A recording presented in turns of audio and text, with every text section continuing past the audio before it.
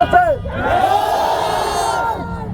ভিতর সরকারের কাছে অনতি বিলম্বে দাবি জানাচ্ছি, তার জন্য বিচার করা হয়।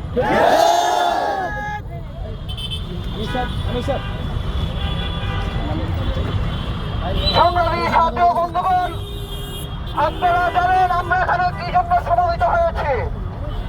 গতকাল চট্টগ্রাম আদালত চত্বরে আমাদের এক মুসলিম ভাই অ্যাডভোকেট সাইফুল ইসলামকে উগ্র সন্ত্রাসীরা নির্মমভাবে শহীদ করেছে।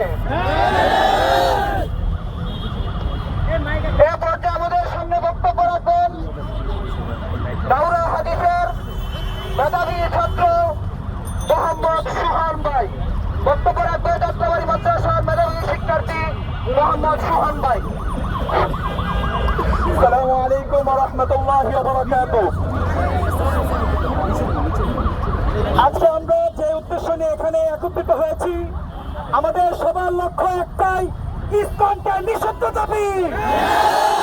ইসকনকে বলতে চাই এটা দিল্লি না, এটা ঢাকা। আমি হিন্দুদেরকে বলতে চাই এটা গুজরাট না, এটা বাংলাদেশ।